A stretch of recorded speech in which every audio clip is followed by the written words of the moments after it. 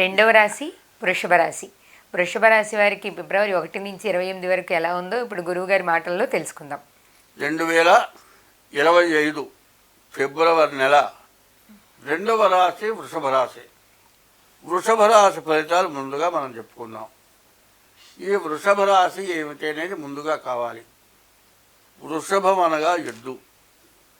ఈ ఎద్దు ఎటువంటిది? గోవే మహాలక్ష్మి. ఈ గోవు మహాలక్ష్మి కాకుండా వృషభం ఉంది ఎద్దు. అయితే ప్రతివాడిని ఎద్దులా తిరుగుతున్నారు, ఎద్దు పనికిరావు అంటారు. ఎద్దు ఎందుకు పనికిరాని కాదు, ఎద్దు పనికి వచ్చేది. నాగల పెట్టి పొలం దున్నకపోతే మనం ఎందుకు పనికిరాం. ఒంగోలు జాతి ఎద్దుంది. మనం నిలబడి చేయెత్తితే 6 అడుగులు మనిషి కానీ 6.5 అడుగుల మనిషి కానీ నేను దాదాపు 6 అడుగులు ఉన్నా చేయెత్తితే దానికి ఓ మూపుర ఉంటుంది శివలింగంలాగా. అది చేతికి అందరు. ఆ ఎద్దును చూస్తే భయంకరంగా ఉంటుంది. అది సాధు జంతువు. మరి ఆ మూపురం ఏంటంటే ఆ ఎద్దు ఈశ్వర భక్తురాలు కాబట్టి పైన ఉండే మూపురం చూస్తే ఎట్లా ఉంటుంది? సాక్షాత్ శివలింగమే, ఇక రెండోది కాదు. భగవంతుడు పరమేశ్వరుడు దేవుడు అనేవాడు ఉన్నాడు. అన్ని మతాలకి దేవుడు ఉన్నాడు. అన్ని మతాల్లో దేవుడు బ్రహ్మ విష్ణు మహేశ్వరులు ముగ్గురు ఉన్నారు కదా. విష్ణువు రూపంతో ఎక్కడా ఎవరికి కనపడలే, బ్రహ్మ రూపంతో ఎవరికి కనపడలే, ఈశ్వరుడు మాత్రం అందరికి కనపడుతున్నాడు. చూడండి, శివలింగం పువ్వు ఎప్పుడైనా చూసారా? పడిగతో సహా ఉంటుంది, మధ్యలో లింగం ఉంటుంది. శివలింగం పువ్వు. ఆవాల్లాగా ఉంటాయి శివలింగం విత్తనాలు. శివలింగం విత్తనం పాదమట్ట ఉంటుంది, పైన శివలింగం ఉంటుంది. నపుంసకులు పురుషత్వం లేనటువంటి వాళ్ళకి దాంతో మందు చేసి పెట్టినట్లయితే పురుషత్వం వస్తుంది, సంతానం కలుగుతారు. ఆ మందు మేము తయారు చేసాం ఆయుర్వేదికులో. సరే, అంతవరకు వదిలేసేయండి. పువ్వు ఒకటి శివలింగం రూపంలో కనబడుతుంది. మరి విత్తనం ఆవగింజ శరీరంలో శివలింగం రూపంలో కనబడుతుంది. దేహో దేవాలయ ప్రోక్తో జీవో దేహ సనాతన చర్యజ్ఞాన నిర్మాల్యం సోహం భావేన పూజయత్.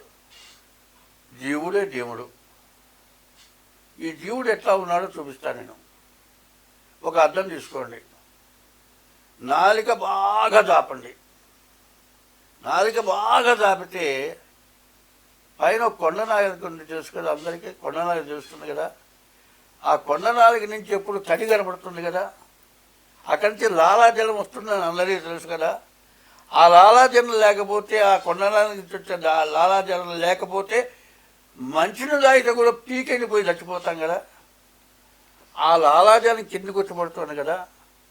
ఆ లాలాజలం నాలిక బాగా దాపిన తర్వాత ఇక్కడ చివరి భాగంలో, మొదటి భాగంలో లాలాజలం వచ్చేటువంటి కొండనాలిక కింద చిన్న శివలింగం ఉందండి. ఈ చెయ్యేమో పాదమట్టం, పైన కొండనాలిక ధారాపాత్ర. శివాలయంలో నీళ్లు పట్టడానికి ధారాపాత్ర పెడుతున్నారు కదా, అది ధారాపాత్ర. ఆ ధారాపాత్ర కరెక్ట్గా కింద చిన్న బుడిపై శివలింగం ఉంది. ఇంటికి పోయి చూడండి, మీద అర్థం చూడండి, శివలింగం ఉంది. అంటే పరమేశ్వరుడు అనేవాడు ఈ మతం లేదు, ఆ మతం లేదు, ఏ మతం లేదు, ఏ జీవరాశులైనా సరే నాలిక చూపించండి. పానవట్టం, ధారాపాత్ర, శివలింగం. ఈ 3 లేకపోతే 5 నిమిషాలు బతకం. ఆ లాలాజలం లేకపోతే ఎక్కడ బతుకుతా? గొంతెండిపోయిన మనుషులు తాగామండి. మనుషులు తాగిన తర్వాత అయినా సరే ఆ లాలాజలం వస్తేనే మనం బతుకుతాం. తినే ఆహారం శనగపప్పు నమిలామండి. శనగపప్పు పొడి పొడిగా ఉంటుంది కదా. ఈ లాలాజలం కలిస్తేనే మెత్తగా అవుతుంది. ఆ పొడి పొడి అట్టాగే ఉందనుకోండి, లాలాజలం రాలేదనుకోండి, కొలవాలి, అదంతా బయటకు వచ్చి దగ్గి చచ్చిపోతాం.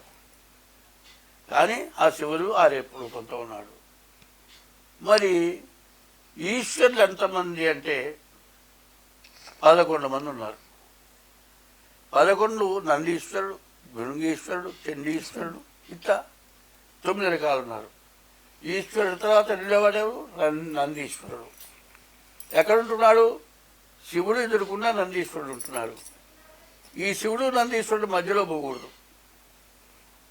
ముందు నందీశ్వరుడు దర్శనం చేసుకోవాలి, కొమ్ములు పట్టుకొని. మరి కుడి చేత్తో వెనక పక్క ఆ పృష్ఠభాగాన్ని నిమురుతూ ఆ కొమ్ముల మధ్యలో శివలింగం చూడాలి. అజా మధ్యే ద్విజా మధ్యే దంపత్యో గురు శిష్యయో. అజ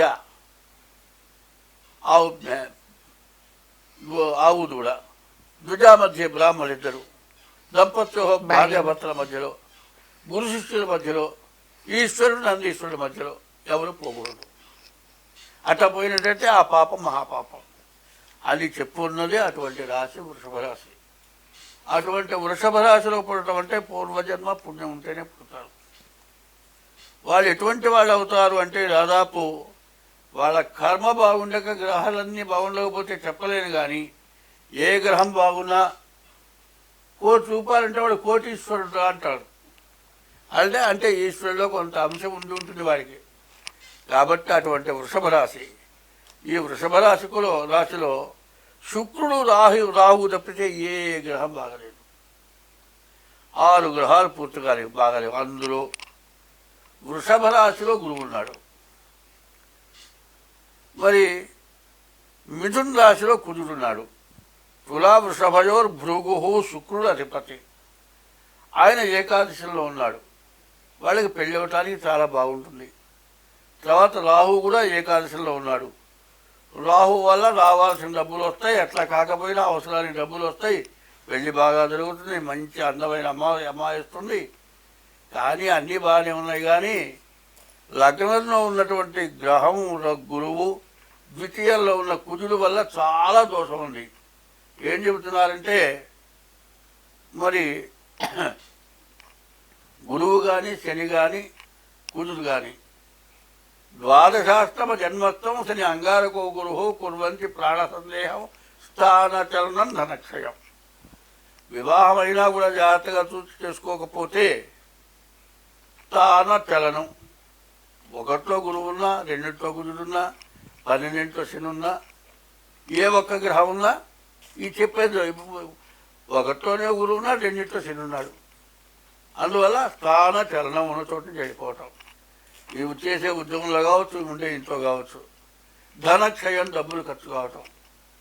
ఇదేగాక యాక్సిడెంట్ కావచ్చు, మరి వ్యాధులు రావచ్చు, 3 పెళ్ళానికి తగారవచ్చు, అంటే ఆమె ఇంటికి కావాలి ఈ ఇంటికి రావచ్చు. ఇట్లాంటి పరిస్థితులు బాగా ఎక్కువగా ఉన్నాయి. ఈ గ్రహాలన్నిటి వల్ల వచ్చే సమస్యలు చాలా ఎక్కువగా ఉన్నాయి. వ్యాపారం పూర్తిగా నష్టపడుతుంది. శని వల్ల ఎవరికన్నా ఇచ్చిన డబ్బులు రావు. తర్వాత కుజుడు వల్ల వ్యాధులు బాగా వస్తాయి. కేతు వల్ల తగాదాలు పెరుగుతాయి. ఇట్లాంటి సమస్యలన్నీ కూడా ఈ వృషభ రాశికి చాలా కష్టదశ. ఇంతకంటే కష్టం ఎవరికి రాదు. కాబట్టి ఈ రాశి వాళ్ళు గోచార రీత్యా చెప్పాను. ఇంకా జన్మలగ్న రీత్యా కూడా మీ జాతకం చూపించుకోవటం చాలా అవసరం. ఇట్లా చేసినట్లే కానీ తర్వాత 30వ తారీఖు, ఇప్పుడు మార్చి 30వ తారీఖు షష్టగ్రహ కూటం వస్తుంది. ఈ షష్టగ్రహ కూటం కూడా మీకు ఇబ్బందులు కలగవచ్చు. మరి జనవరి నెల, ఇప్పుడు ఫిబ్రవరి నెల మేషరాశి చాలా బాగుందని చెప్పా కదా, వాళ్ళకి డబ్బు తగలవచ్చు. ఇప్పుడు ఫిబ్రవరి నెల వృషభ రాశి వాళ్ళకు కూడా ఇబ్బందులు రావచ్చు. కాబట్టి అందరూ కూడా ముందుగా మీ జాగ్రత్తగా చూపించుకోవడం చాలా మంచిది.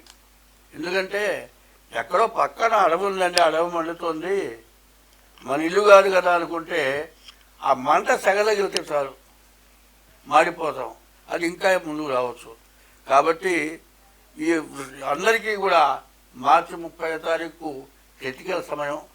తర్వాత ఈ షష్టగ్రహ కూటమి గురించి కూడా ఇంకొక రోజు చెప్పుకుందాం. ఏ గ్రహానికి, ఏ రాశికి, ఏ గ్రహానికి, ఏ లగ్నానికి ఎట్లా ఉందో అన్ని వివరించిన తర్వాత కూడా చెప్పుకున్నాం. ముందు మూజువాణిక ఈ నెలకే చెబుతున్నాం. ఈ వృషభ రాశి కూడా పూర్తిగా కష్టదశ, చెప్పడానికి వీలు లేనంత బాధలు ఉన్నాయి. కాబట్టి మీరు వెంటనే మీ జాతకం చూపించుకుంటే, అట్లా డేటా బర్త్ లేకపోతే మరి సాముద్రికం ద్వారా కానీ మీ జాతకం చూపించుకోండి. స్వస్తి.